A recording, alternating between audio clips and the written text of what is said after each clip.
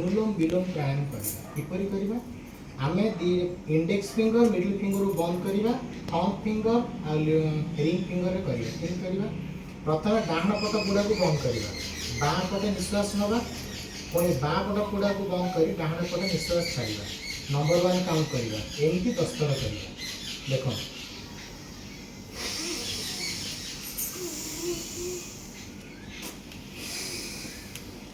तापर डाहाण पटे नवा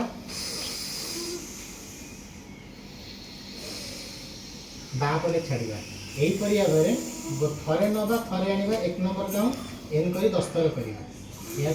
नाड़ी शोधन प्राणायाम अनुलोम विलोम प्राणायाम कहुए यह कर सारापर आम भ्रमरी प्राणायाम करवा भ्रमरी प्राणायाम किपर करवा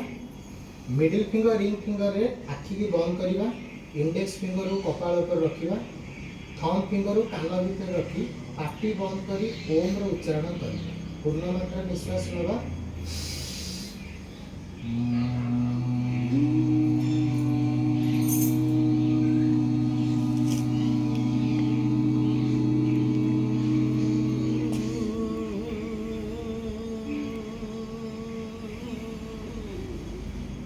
यह भ्रमरी प्राणायाम करवा द्वारा भी आम ब्रेन स्ट्रोक हो न था ब्रेन संबंधी समस्या दूर होता है ता सहित हार्ट लंग आखि भी इफेक्ट पकई था भल रहा छोटिया कथा बर्तमान आम जरा स्किन डिजीज कर स्किन डिजीज आम सूर्य नमस्कार देखी पार सर्वांग आसन भी देखी पार सूर्य नमस्कार नॉर्मली सहज समस्त करेंगे तार 12टा जाक स्टेप मुझे देखी आपण मैंने अभ्यास कर स्टैंडिंग पोज सब ठिया है आगे ठिया में जेम करतो सेटा सूर्य नमस्कार सेमती mo प्रैक्टिस ये छाड़ी ठिया हो आगे आगे लास्ट के आगे करा हाथ बाजू रेडी तो फर्स्ट प्राणायाम आसन करिया तापरे हस्त उठासन करिया तापरे हस्त पादासन करिया तापरे अश्व संचलासन करिया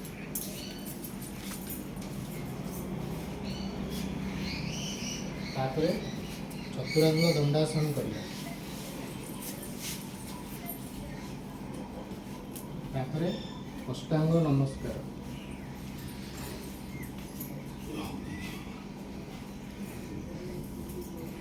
तापरे भुजंगासन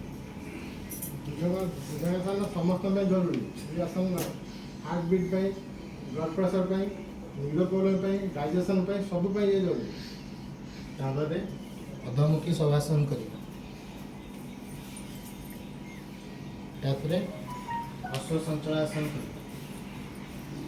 तापर हस्त आदासन करिया तापर हस्त उठासन देन सूर्य नमस्कार मुख्य उपकारिता यह स्किन ऊपर इफेक्ट पकई था स्किन सुस्थ रही है हेयर जनित समस्या दूर होता है आमर बॉडी इम्यून सिस्टम परफेक्ट रही है मुखर सौंदर्य भी भल लगे तेणु यह प्रतिदिन अभ्यास करूँ स्किन डिजीज मुक्त रुहतु इम्यून सिस्टम को ठीक रखु हेयर संबंधी समस्या भी दूर